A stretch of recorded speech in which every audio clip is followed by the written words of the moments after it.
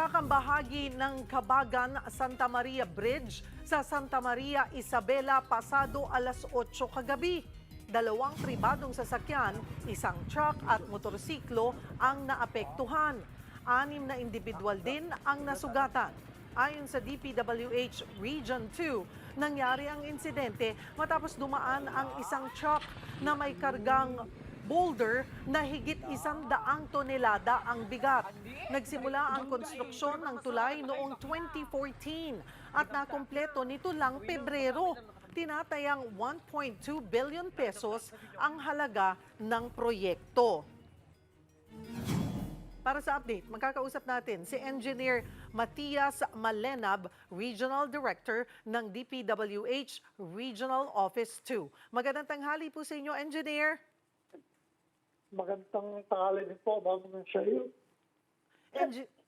Engineer, kung titingnan natin, kahit sinimulan gawin ang tulay na ito, sabi po sa report 2014 pa, pero natapos lang nito lamang po, maiko-consider nating bagong-bago ang tulay na ito, hindi po ba? Opo, tama po yun. Ilakas lamang Hello po, Engineer. Yes, ma'am. Bago lang po na-declare na completed po ito. Opo. Although may mga minor na pintura-pintura pa lang na ginagawa po. Alright. Kailan po ulit, okay, 2014 sinimulan itong tulay na ito. Kailan po talaga ito nabuksan sa publiko para daanan? Nabuksan na po ito, pero sa light vehicles lang po, ma'am. Kailan Dahil nga po? po may mga... itong February lang po. This February. For light vehicles. So, you're saying po, for the past more than 10 years, hindi po talaga ito nadadaanan, nagagamit? Kasi ginagawa po, ma'am. Kasi yung Opo.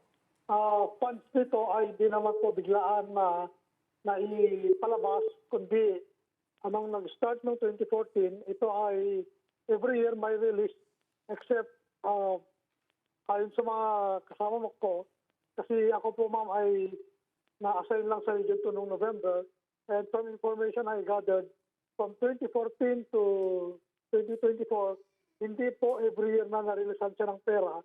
May time na wala po, kaya nagtagal ng ganun po, ma'am. Okay.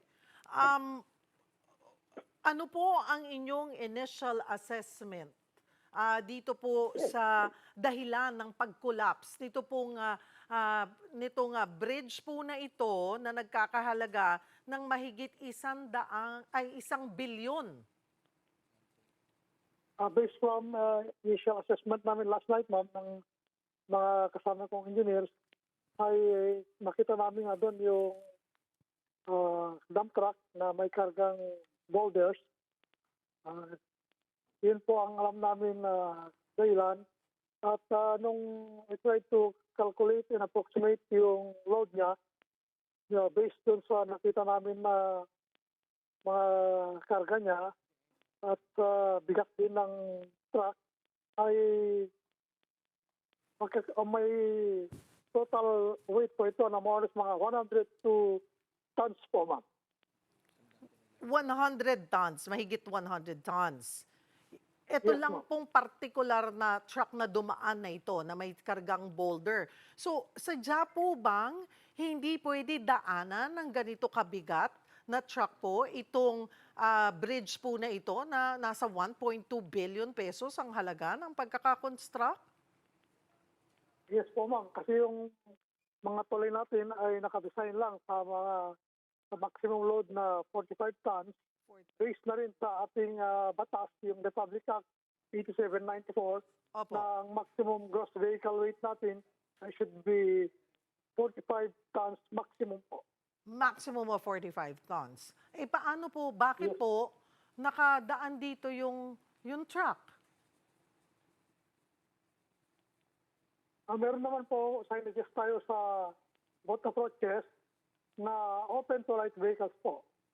Kasi meron para ma-safe naman yung mga workers na nagre-retouch ng pintura, ay kaya ganun po yung aming ginawa sa tulay na ito, ma'am.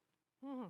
Nag-viral, engineer, ang video ng pag-collapse nito at hindi po maiwasan ng mga netizens na sabihin nga na baka naman substandard o ibinulsa na naman yung part nitong budget nito, kaya ganito ang naging kalidad ng pagkakagawa. Ano po ang inyong reaction on this? Well, ma'am, as I said a while ago, siyempre dahil bago lang, 2014 at 2024 ako November, nagtanong ako at we assured naman po tayo na maganda sa pagkagawa dahil may mga design naman po tayo at yung mga tinatawag natin mga testing ng mga materials ay pumasa naman po sa mga standard natin, mga specification natin. Mhm, mhm. Pero bahagi lang, ano, parang isang segment lamang po nung bridge yung bumagsak. Yung isang span po, ma'am. Opo. Okay, saan po nanggaling, doon po sa video, saan po nanggaling yung truck? Nakatawid na po ba ng tubig? Yung yung truck po ay sa pagtansya namin ay galing sa western part po, ma'am. Yes, western part ng Isabela. Okay, Is so, either sa Isabela din or sa kalapit na probinsya na Kalinga po. opo. Kasi lumalabas po na ano po siya, nakatawid na. Buti nakatawid na siya ng tubig. Yes, ma'am. Mabuti po. Awa ng Diyos po. Ay, ganun po. Opo.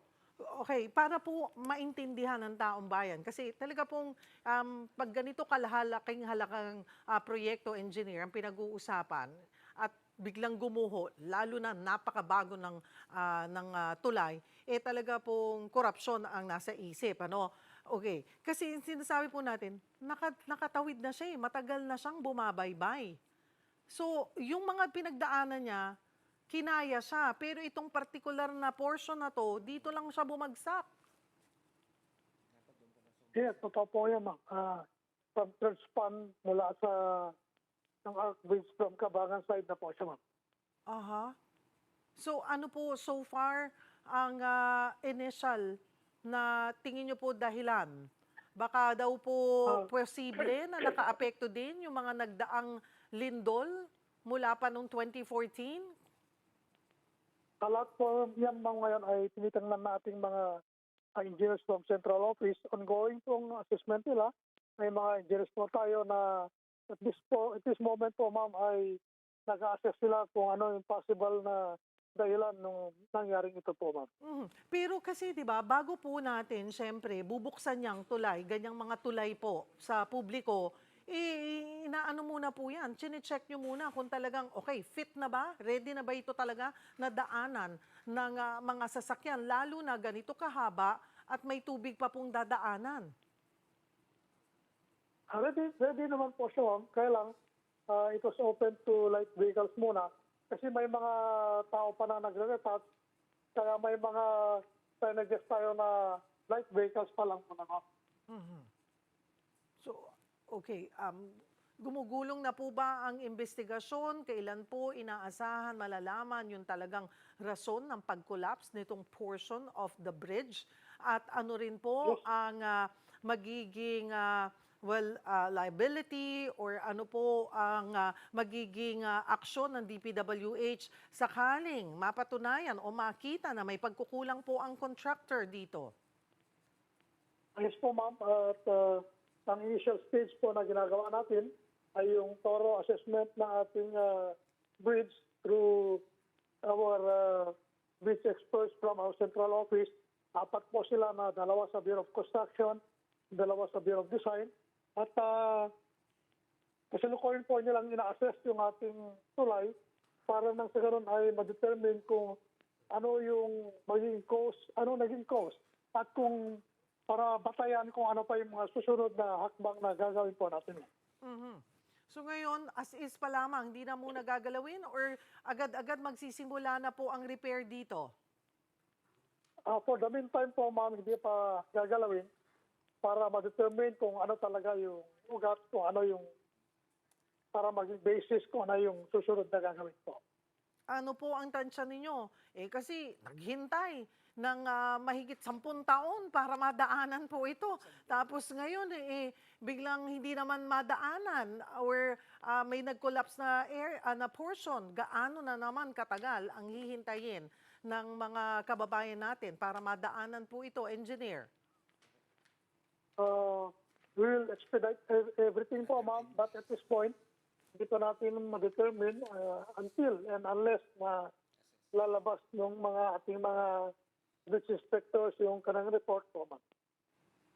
Alright, marami pong salamat, Engineer Matias Malenab, Regional Director ng DPWH Regional Office 2.